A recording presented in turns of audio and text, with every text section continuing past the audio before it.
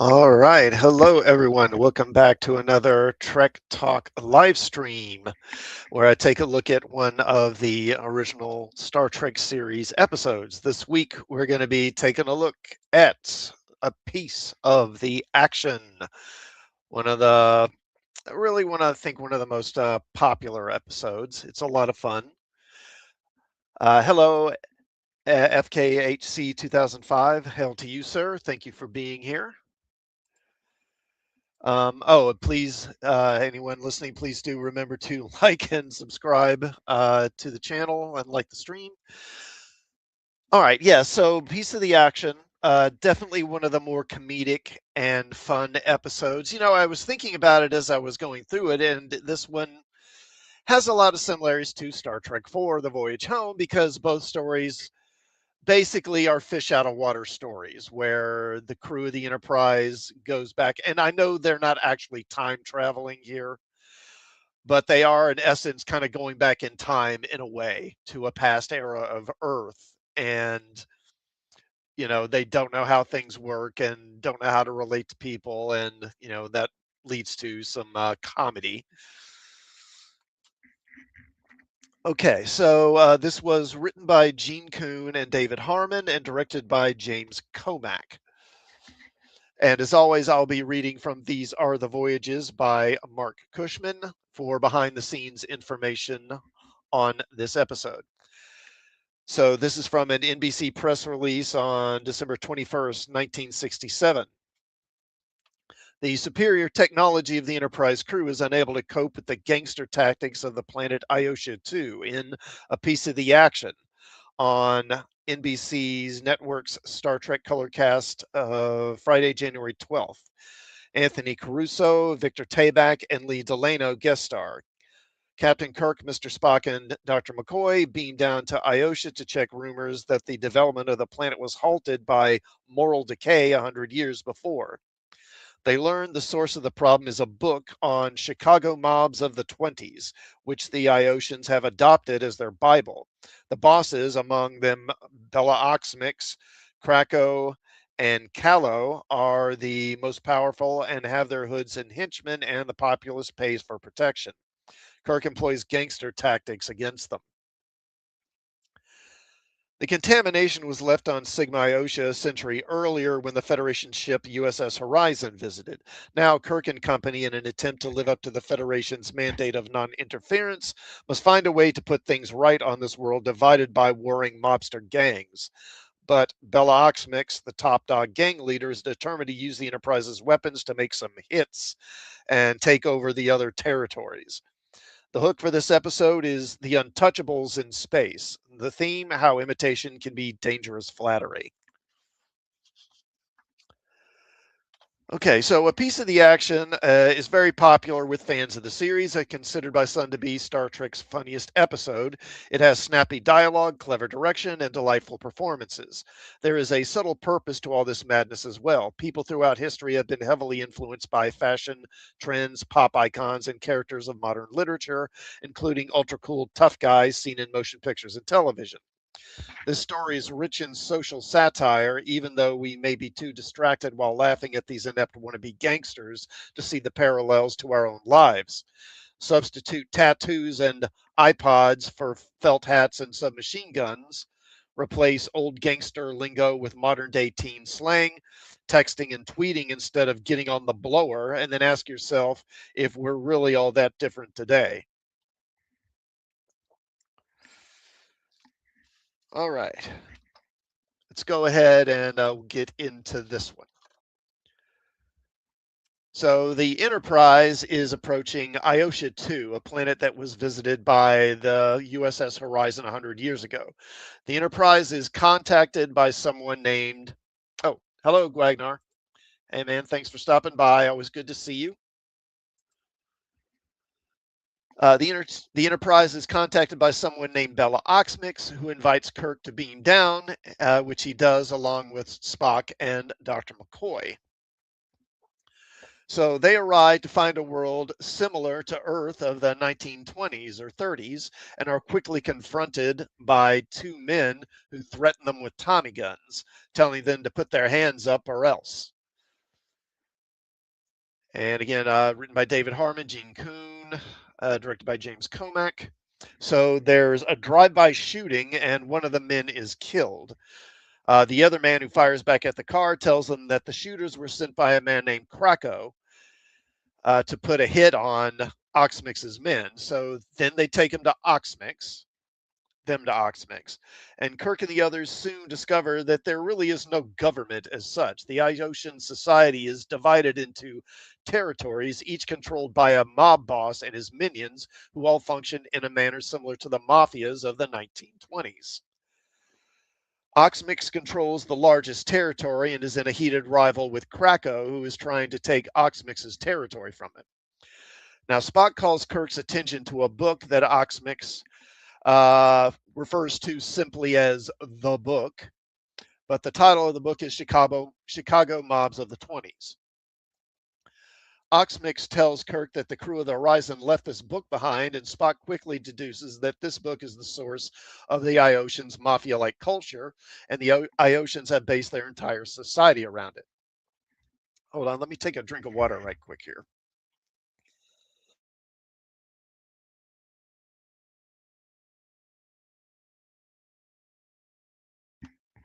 Okay. Now, Oxmix tells Kirk that he needs help dealing with his rival bosses, and he tells Kirk that he wants heaters, that is, weapons, and expects Kirk to supply him with new high tech weaponry. Kirk refuses to do this, of course, and Oxmix says that he'll give Kirk 8 hours to change his mind. If he doesn't, he'll have all three of them killed. Now, one of Oxmix's goons gives him Kirk's phaser and communicator before Oxmix has them put on ice.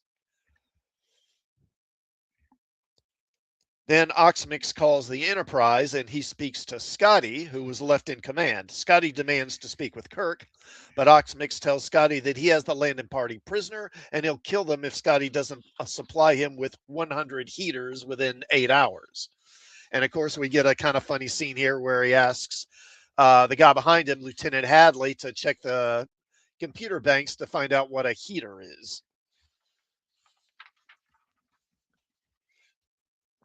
And Wagner says it's a strange thing to have with you on a first contact situation.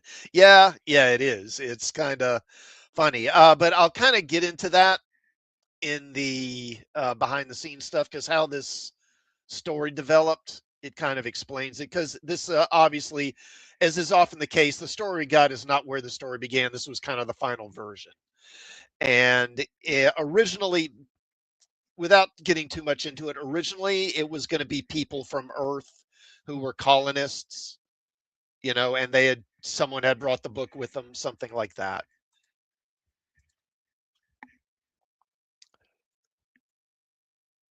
Okay, now meanwhile, the landing party is discussing their dilemma, and Spock says that while they may not agree with Oxmix's methods, his intent to unite their society is a correct one. Otherwise, it's just going to degenerate into violent anarchy. And Kirk says that since the Horizon's interference is responsible for the current state of Iotian society, it's their responsibility to try and fix this mess. First, they have to escape, though. Now, the goons holding them are playing cards. So Kirk approaches them and suggests that the game they're playing is for children and that he knows a much better game. Now, the goons are skeptical of Kirk's claims, but they demand Kirk show the new game to them. So Kirk introduces them to Fizbit, which is pretty much a game he's just making it up as he goes along, and he literally is just making it up because as we'll get again as we get into the behind the scenes stuff, this scene here was largely improv. This wasn't really in the script. And Fizbin has a lot of confusing, nonsensical rules. As Kirk plays out the game, the guard gets distracted, and eventually Kirk and the others are able to overpower the guards and escape. Now, Kirk tells Spock to find a radio station and use it to contact the Enterprise. since their communicators have been confiscated, and have himself and Bones beamed up, while Kirk goes to confront Oxmix. But then Kirk basically immediately gets captured again later by some of Krako's men. Now, Spock and McCoy go to the radio station, and Spock nerve pinches a woman that is working there. And I may be wrong, but I'm pretty sure this is the first time Spock uses the nerve pinch on a woman. I don't think he's done that in a previous episode. So then he uses the radio to contact the Enterprise, and he tells Uhura to have them both beamed up. Meanwhile, Kirk is taken to Krakow. And of course, Krako wants the same thing that Oxmix does. He wants phasers so he can wipe out his competition. And he says he'll even give Kirk a piece of the action. A third skimmed right off the top, he says.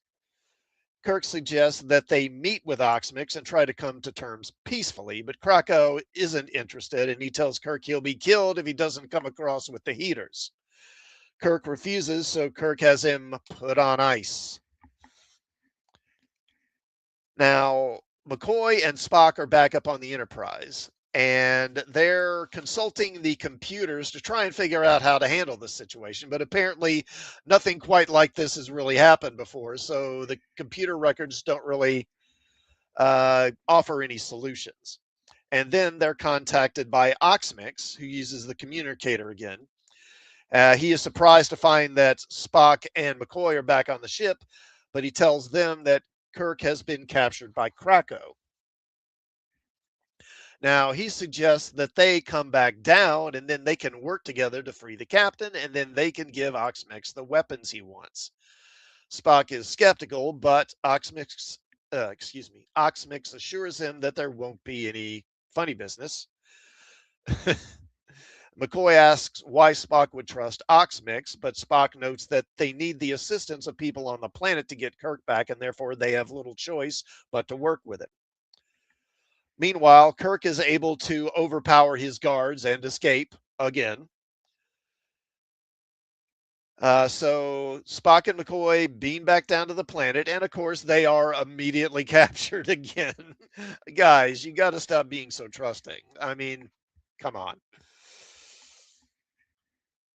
So Oxmix takes their phasers and communicators, and now they have Type 2 phasers, so they got better phasers than the one before. And Oxmix notes that if they keep pulling this dumb crap, then soon he won't even need their cooperation because he's going to have so many phasers already. But then fortunately, Kirk arrives just in time, and he gets the drop on Krako's men, and they're able to overpower them and get their phasers back. Now, he asks Kirk and Spock if they found anything helpful in the Enterprise's computers on how to deal with this situation. And Spock says no, he hasn't, admitting he doesn't really have a solution here. He doesn't know what to do. Kirk says that he has an idea of how to deal with the situation, but he asks Spock and McCoy to basically just kind of play along. Now, the first thing he does is send one of Oxmix's men to tell Krako he wants a meeting. And then he tells two of Oxmix's men to take their clothes off. And then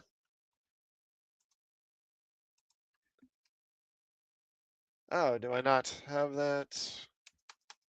Oh, okay. Well, I guess I lost the panel. Well, anyway, so Kirk and Spock don the mobster style clothing, and then they take an automobile. Now, Kirk has never driven before, so of course he struggles to control it, but eventually they get to Krako's place. And of course, this is another scene that has a lot of humor in it where Kirk is trying to figure out how to operate the car, and Spock is trying to help him.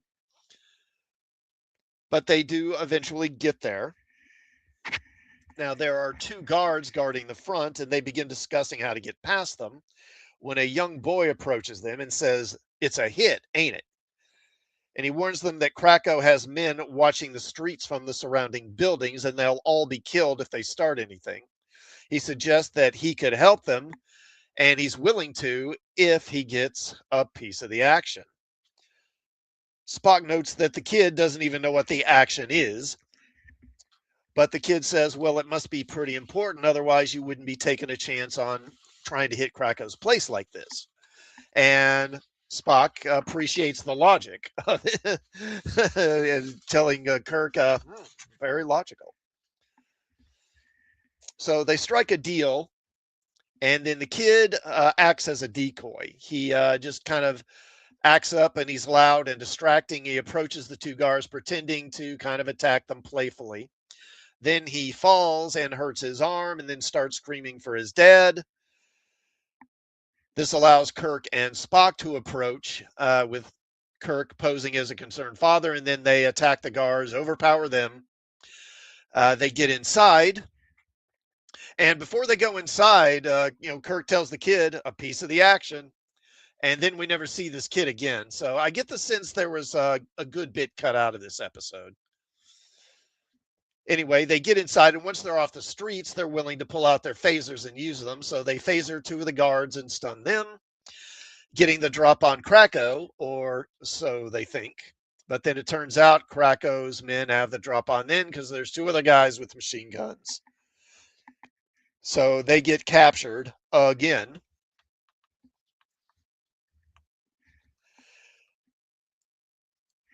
And now Krako demands to know how their phasers work.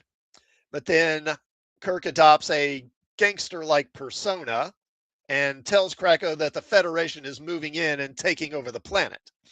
They want to put someone in charge to run the planet for them, and they're willing to give him a cut if he cooperates. Krako questions this, but Kirk suggests that they can strike a deal with Oxmix instead, and so Krako reluctantly agrees. And this is quite a turnaround because Krako had them caught and had their phasers. So it's kind of odd how he's willing to then suddenly go, okay, well, I guess I'll work for you. Now, Krako calls Scotty, and he tells them that he wants to show Krako the ship to prove they're on the level. And Scotty, realizing what Kirk is up to, agrees, and then Krako is beamed up to the ship and captured. Now, then they overpower Krako's men and they escape again. And I lost track of how many times Kirk punches someone out in this episode. He decks like 3 or 4 people. So Krako's up on the Enterprise, and of course, he has no idea where he is, what's going on. He's confused.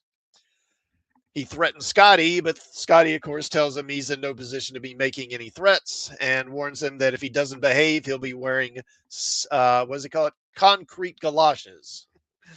And Krako says, you mean cement overshoes?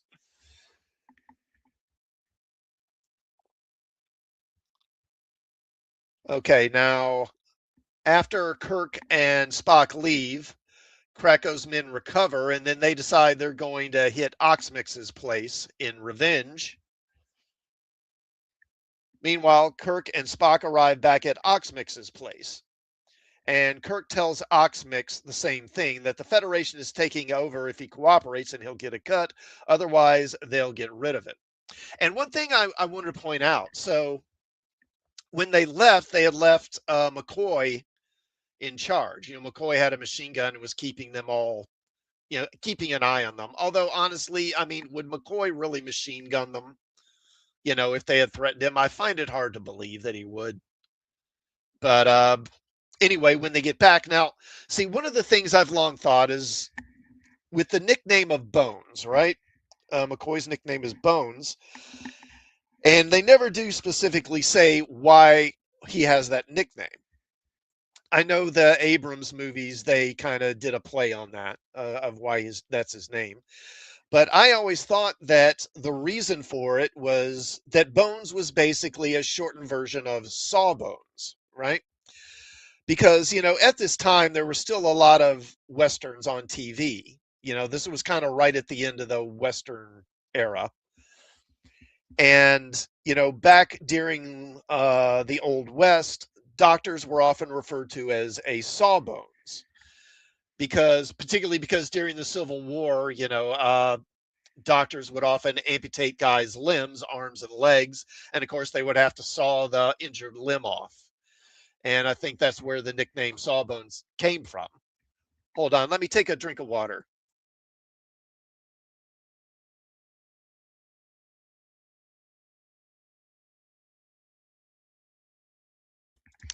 Okay. And but when Kirk comes back, he refers to Bones as Sawbones, because he's now giving everybody nicknames. He calls Spock Spocko, and he refers to Bones as Sawbones, and so I think that kind of lends credence to that theory. That's a roundabout way to say it, I guess. Okay. All right. So he tells Oxmix to call the other mob bosses and get them on the phone, or the blower, as they call it. And then he tells Scotty to beam the people on the other end of the phone to his location. So then he calls another mob boss called Kalo, beams him over. And eventually they've got a whole room full of mob bosses who are arguing. Now, some of them point out that they've never seen anybody except Spock, Bones, and McCoy. Now, Krakow does say that, look, I've been to their ship, I've seen it, but then he admits that he just saw one room and he only saw a couple of guys. So then they start to question whether they really have like this big ship with hundreds of men on it. Now, while they're arguing about that, Krakow's men arrive outside the place, and then they get into a shootout with Oxmix's men in the street. While Kirk and McCoy and Spock are distracted, the gangsters take their guns from them. So now they're captured again for what, like the third or fourth time.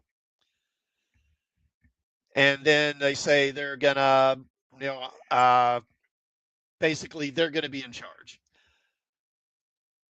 But then Kirk asks to speak to the ship, and for some reason, Krakow just lets him do it. And there's no reason he should, but he's like, yeah, sure, call him. So he calls the Enterprise, and he has Scotty use the phasers on a wide beam set on stun. So he phasers all the mobsters and knocks them out. And when the mobsters all see that, of course, then they're sort of cowed and intimidated. And then after that, they admit, okay, you're in charge. So what's your plan here? And Kirk lays out a plan. Basically, he wants to create a kind of basically a makeshift government with Oxmix in charge and Krakow as his lieutenant. And I don't know. I mean, it seems like he could have given a more detailed plan. It's pretty simplistic, but they go for it. And so they decide to drink to this new plan. Now, later, as the Enterprise is leaving the planet, Kirk sees Spock and McCoy and says that they both look kind of somber and asks them what's troubling them. And Spock says that he's a little disturbed by the methods that Kirk used in order to get the cooperation of the gangsters. Of course, under the circumstances, they didn't have a whole lot of choice. Then he also asks what exactly Kirk plans to tell Starfleet when they find out there's going to have to be a ship sent to Iotia every year to collect their piece of the action. Because they said they were going to take 40%. That was it. The Federation's going to take 40%. And of course, Kirk admits this is a problem, and he suggests that the Federation's cut will be reinvested into the re-education and rehabilitation of the Iotians in order to guide them towards a more moral and peaceful form of government. Spock looks dubious at this, but again, what choice do they have? And then he sees McCoy looks also sort of somber, and he asks McCoy, "What's your beef?" And then McCoy admits that he left his communicator behind on Iotia. And of course, Spock and Kirk are both disturbed by this because the communicator contains a translator, and the translators are a fundamental part of pretty much all of the Federation's technology. And noting that the Iotians are very imitative and very clever, that they'll take the communicator apart, figure out how it works, and then soon they're gonna, it's gonna transform their society, and they'll have Federation level technology everywhere. And Kirk says this is a big problem. And McCoy asks, why is that? And of course, Kirk says, in a few years, the Aotians may demand a piece of our action. And it ends there. And I'd give this one, I went back and forth, B plus or A minus on this one. I'll go with A minus, I guess. It is a very fun episode. But you do have to kind of excuse quite a bit here as far as, there's a lot of stuff that sort of smooths the plot out and lets it go. Again, the Kirk and his men, they get captured and then get escaped. They get captured, they escape. It's a bit repetitive. And again, particularly towards the latter part of the episode, particularly Krakow is just very cooperative with them, even though he doesn't really have any particular reason to be, but it's not so much that it ruins the episode or anything. It's definitely a fun one. Okay.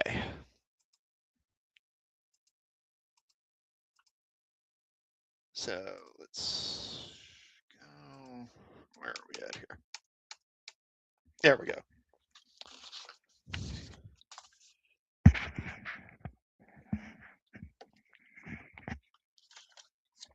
Okay, so Gene Roddenberry originally came up with the idea, or an idea very much like the story, in his original Star Trek series proposal back in 1964.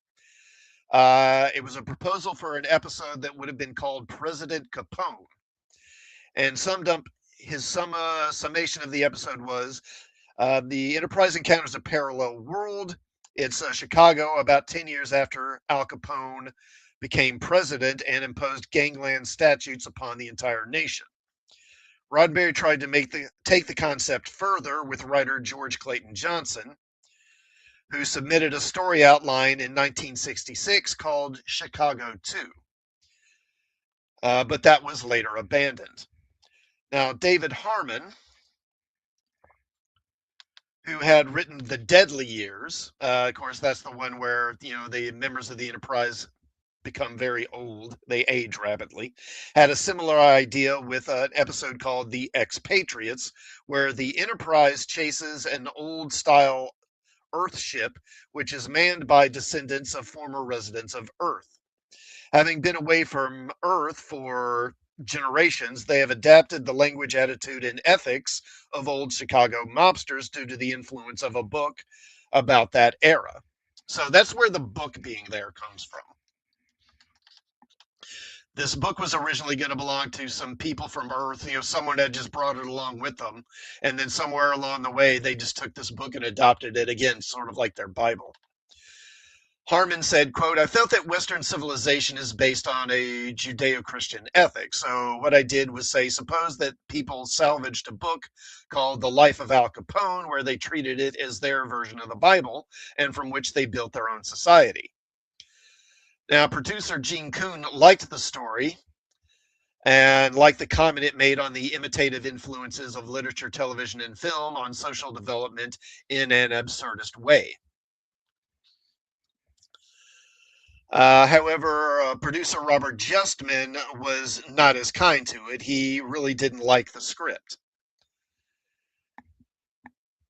However, Kuhn was amused by the bizarre tale and he disagreed with the criticisms and he sent Harmon to work on a screenplay. When the first draft arrived, there were more memos that hit Gene Kuhn's desk complaining about it. There were some from Justman, of course. And again, I'm not going to go through all of it. Justman's, let me see. Justman's ideas would finally click in Kuhn's head, along with a backstory element where the contamination was caused by a visiting Federation ship's crew who left behind a book on the Chicago mobs of old Earth. So it was Justman's idea that this not be like an Earth ship, but it be actually an alien world, and they were influenced by this book. As Justman said, I much prefer the idea of a civilization which has developed fairly consistently like our own, but which has other precepts, precepts which teach the exact opposite of our own morality. Now, DC Fontana was also very negative on the script. She sent a memo complaining with the following quote: I started out taking your word for it that the script was not all that bad, but I soon found I had comments on nearly every page.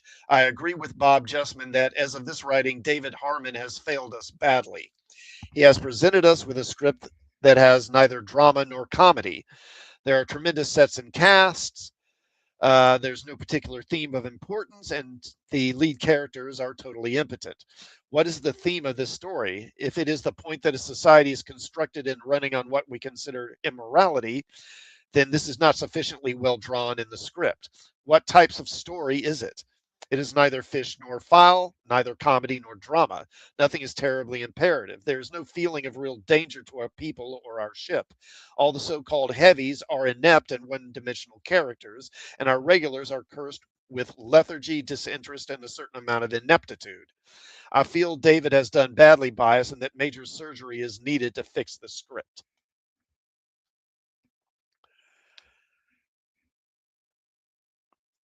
Now, Kuhn was getting no encouragement on getting this episode done. The premise struck him as funny, and he knew that he could easily sprinkle in the necessary laughs as long as Harmon's story structure conveyed the necessary jeopardy as well. It seemed child's play to Kuhn, so he sent Harmon to work on a second draft with very few pertinent changes requested.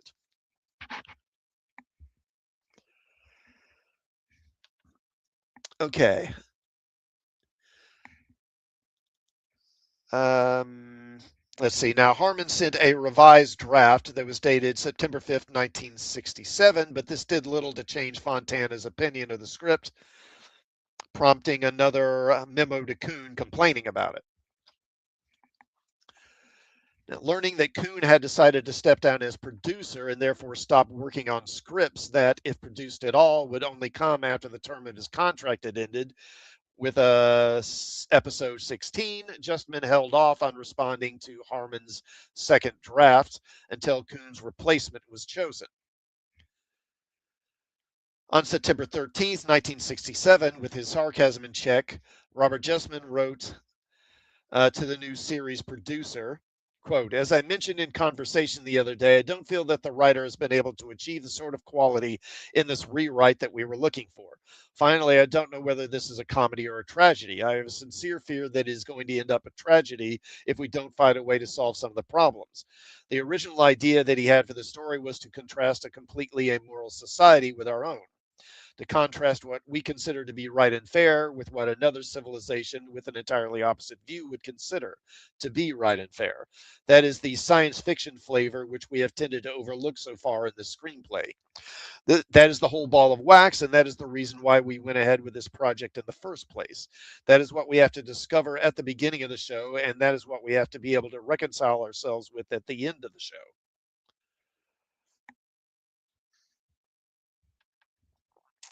Now, after 11 pages of apologetic notes to him, Kuhn told John Meredith Lucas, quote, well, sir, I hate to do this to you at this stage of the game. We have a great many problems with the script. In all probability, you will want to sit down and devise a new story structure. I hate to see a script when rewritten come in this shape, but we certainly have one here.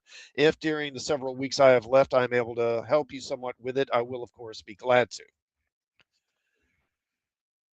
Now, Kuhn's offer was accepted, and since the former producer was being invited to write one last Star Trek script, it was going to be a full blown comedy. Lucas, at Roddenberry's insistence, could throw it away, but Kuhn was not about to try to get serious, especially with this particular concept.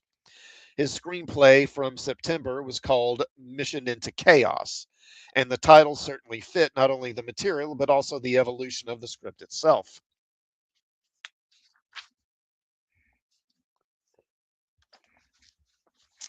Um, let's see. Now, Justman's idea that these people did not come from Earth was added, augmented by Kuhn's idea of a visiting spaceship from Earth and a book that was brought aboard that ship that had influenced the evolution of this alien society. In early October, before anyone could respond and before Kuhn's departure from the Star Trek offices, a partial revised draft, about three-quarters finished, was turned in, with the new title, A Piece of the Action. On October 18th, the day NBC's order for 8 additional second season episodes came in, Robert Justman wrote to Gene Roddenberry, quote, I have read Gene Kuhn's 3-act revision. I find A Piece of the Action charming and amusing and do wish that we had a fourth act to go along with it. Do you think we have any chance at all of getting a fourth act out of Gene Kuhn? Do you think he might want, or you might want to call him in New York and see if he couldn't devote a day to turning out a fourth act for us? The reason why I'm so eager is that Gene has a certain style and flair for comedy, and I would like to see that same style and flair continued in the fourth act. More importantly, I would hope that this would be the show that we would give to James Comack to direct. If so, we have to get cracking on this property right away. Roddenberry agreed the series needed usable scripts quickly to fulfill the sudden 8-episode pickup. And A Piece of the Action, although sillier than Roddenberry's liking, was indeed a perfect fit for the talents of James Comack. John Meredith Lucas agreed, and Kuhn typed up a fourth act on October 25th. Lucas tidied it up a bit for the final draft 5 days later, with revisions to follow based on suggestions from Fontana Justman and director Comack on October 31st, and as the cameras were rolling on November 2nd. Okay, so James Comack, he was 43 and he was a former stand up comic who had become an actor, writer, director, and producer on television. At this time, Comack was primarily known for episodic comedies, having written and directed for My Favorite Martian and Get Smart.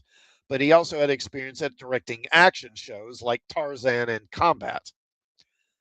Comack said, quote, I was a natural contender because I had done dramas and was also a comedy director. I had really enjoyed the show and read the script, made some adjustments, and said I would love to do this. And I found myself on the Starship Enterprise. This was a lot of fun because it was a comedy, and Bill Shatner loves to do comedy. Something that was fun for me was having Kirk and Spock come down with this great intellect and intelligence that they possess and having them deal with these thugs. These guys had an IQ of about room temperature. Now, regarding the monkeys, so Anthony Caruso played Bella Oxmix.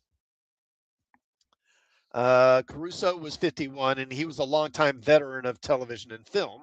His career spanned from 1940 through 1990 with hundreds of roles. A reliable performer, Caruso often played American Indians and gangsters. He made such a good heavy that he actually played 14 different roles in 14 different episodes of Gunsmoke, always playing a bad guy. And then Vic Tayback played Krakow. See if I can find him. That's good enough. So Vic Tayback was 37, and he was 9 years into a career that would span 5 decades. Prior to this, he had appeared in Get Smart, The Monkees, and Gunsmoke, but never in prominent roles. Now, the casting director, Joe DaGosta, said, quote, that may have been the thing that really got his TV career going.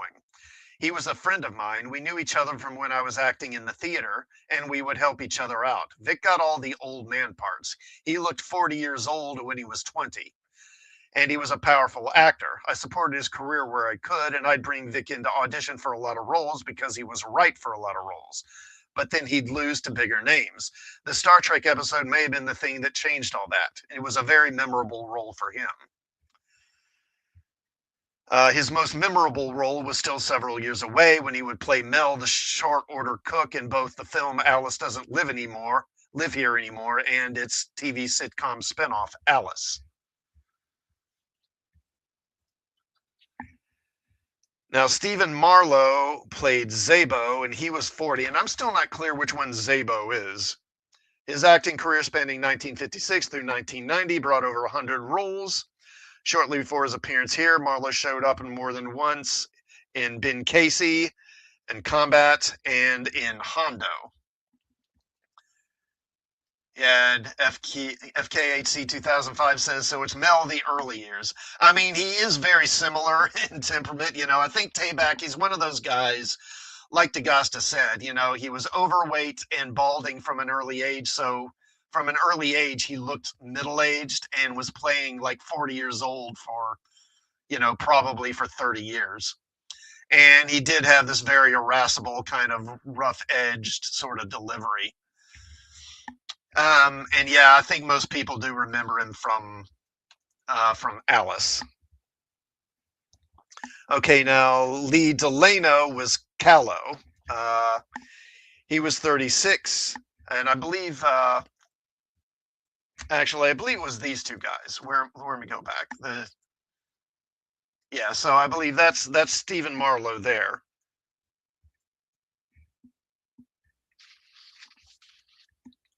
Or actually, no, I'm sorry, that's Lee Delano. Lee Delano, he was stayed busy on the big and small screens, usually in small roles between 1963 and 1997. Prior to this, he was a guest player on Voyage to the Bottom of the Sea. And then the other gangster, the other goon, the one that gets shot. Let me go back. Is there a good picture? Yeah, so the guy on the right here, that guy, that was Jay Jones. He was both an actor and a stuntman. He had appeared before on Star Trek. He played Crewman Jackson, who dies at the beginning of Catspaw. And then he was also Ensign Mallory, who gets blown up by an exploding rock in The Apple. And now here, playing a gangster named Mert, he would die from a barrage of machine gun bullets. And he would return to do future episodes of Star Trek and get killed again. Oh, is he? Vic is Syrian. I didn't know that. Did not know that. I would have thought he was maybe like Italian. That was kind of what I thought, like Italian or Greek or something like that. Yeah, I never would have guessed Syrian. Okay, James Harmon playing Teppo was 62. Okay, so let me bring him up here.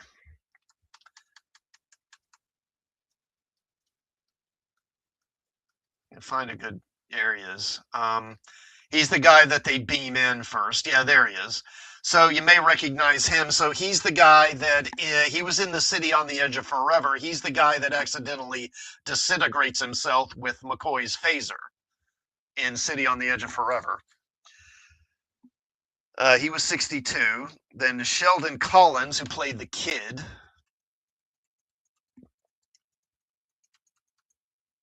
Can I go look at him?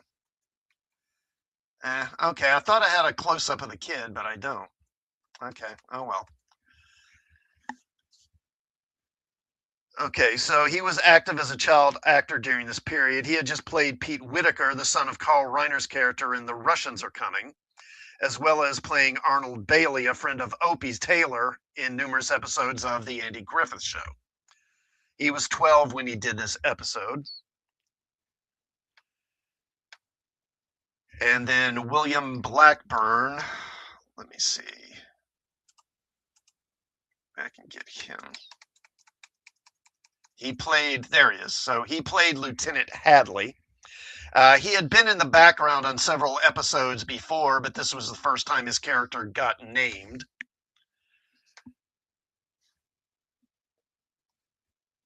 And then, of course, James Doohan had a significant role in this episode, and he reportedly had a lot of fun with it. Oh, and also another thing is that when Spock and McCoy go to the radio station, when they first arrive, there's a commercial that's playing over the radio for machine guns. But the announcer in the commercial is actually James Doohan. That's his voice doing the commercial. Now, due to the material, James Comack didn't face the same kind of problems that prompted Joe Pevney to leave Star Trek after the previous episode. And if you recall, so Joe Pevney, he had done several episodes of Star Trek, and then after he did the previous episode, he left because he was kind of getting tired of butting heads with Shatner, particularly with Shatner Nimoy over what their characters would do. You know, they were claiming a lot of ownership of their characters, and my character wouldn't do this, my character wouldn't do that. And he was getting frustrated by that. And so after doing several episodes, he decided to leave Star Trek. And Comac didn't have that issue with this episode because they're in this, again, it's a fish out of water story in a way. So they're completely out of their element. And they really couldn't pull that with Comac in the same way and say, well, my character wouldn't do this here or wouldn't do that, because they're in a situation they've never been in before.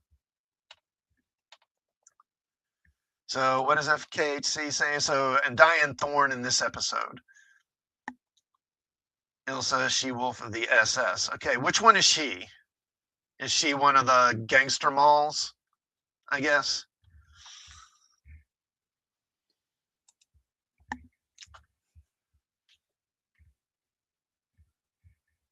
Okay, so Comac said, usually when you're a director working on episodic television, the actors mostly know their parts, who they are, what they do, and all you're doing is trying to find new ways for them to move around. That's where they formulate their own characters. They say, I've been doing this show for 3 years. I would never say that. You can't argue with the guy. But in this episode, I could say, hold it, you're down in the 20th century. You're dealing with morons. You've never done this before, so therefore you could do this or you could say that.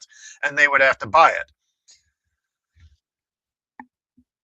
Oh, okay, she is. So is she the one? I don't know if I got a screen capture of it, but after they arrive and before they go see, I don't think I had a picture of it. Yeah, so yeah, after the shootout, they're going to see Oxmix, and then like the first mall they meet, and she's complaining about I think she's complaining about the street lights working or something like that, some sort of infrastructure that's not working. And hey, why hasn't Oxmix had this fixed? Okay, so shooting for this episode began on November 2nd, 1967.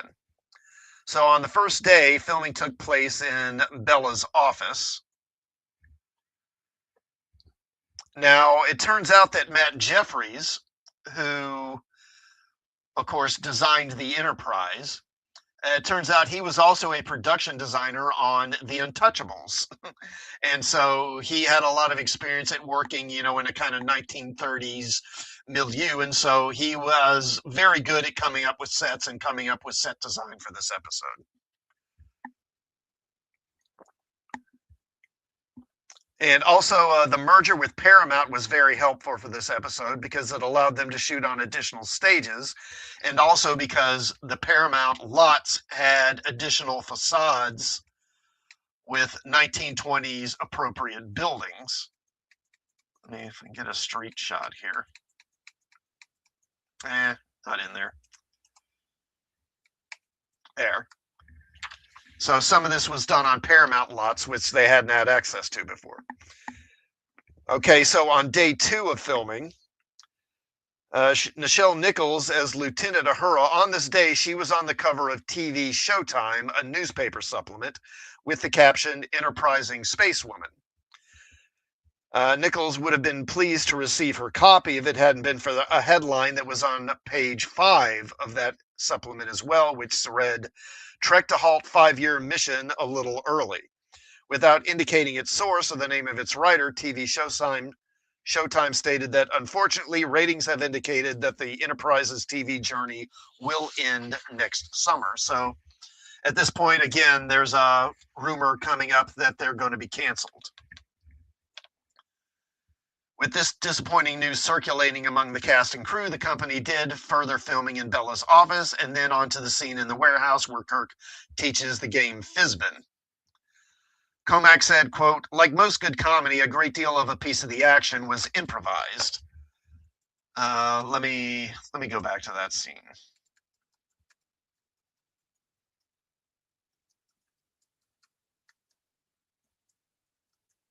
Yeah, here we go. A lot of a piece of the action was improvised, particularly the Fizbin scene game with Captain Kirk and a group of dim-witted gangsters. That wasn't in the script. They just sat down and did it. Shatner really thought of that up, and I embellished it. Comac was willing to stray from the written word, something TV directors rarely did, because he wasn't expecting to be hired again. His friends at Star Trek had been waiting for the right episode for him to assign him one as a one-time job, and besides, it was now looking as though there wouldn't be many more Star Trek episodes anyway, and with Coon in New York, there likely would be no more comedic episodes.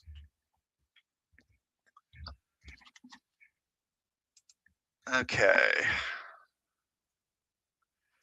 But Comac was able to bring this episode in on time and on schedule and under budget. A piece of the action began with a flawed concept and a problematic script, one which Robert Justman feared would go from comedy to tragedy for Star Trek.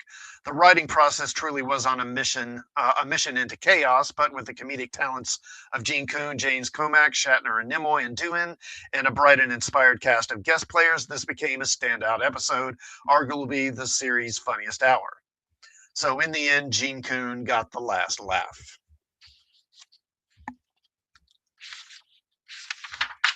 All right. Now, Gomer Pyle, when this episode aired, so it aired on Friday, February 12th, 1968, and as usual, Gomer Pyle won the first half hour with a 43.8% audience share.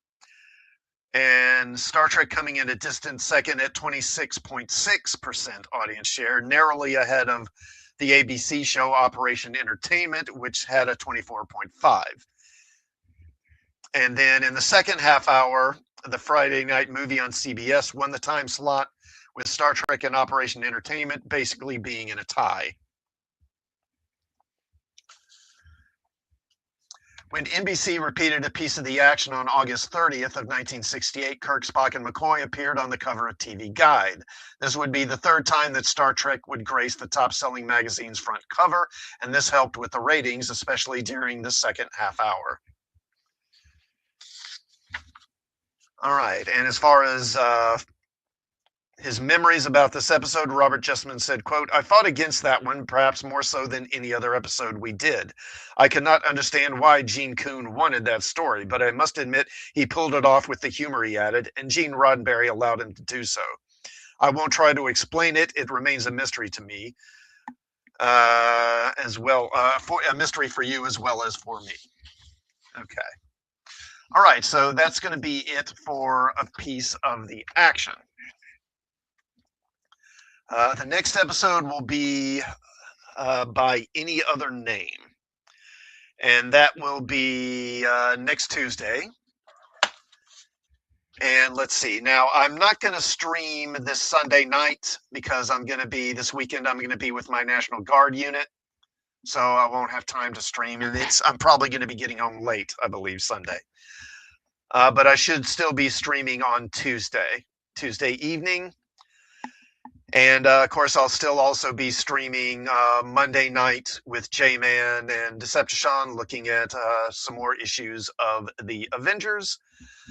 Please do like the stream and sub to the channel if you haven't already. Thank you to everyone who tuned in during the stream and who will tune in on a rewatch. And I guess I'll see you all next time, and have a good evening.